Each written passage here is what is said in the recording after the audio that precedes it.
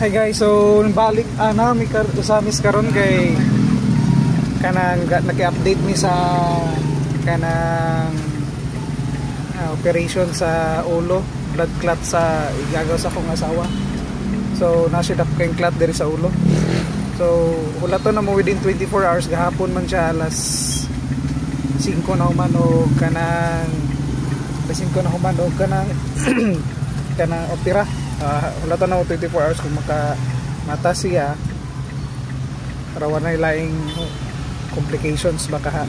So nako karon sa land bank.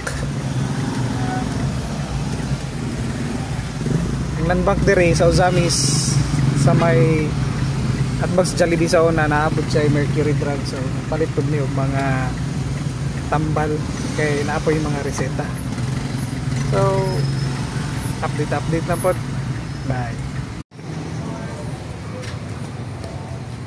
Medina Hospital.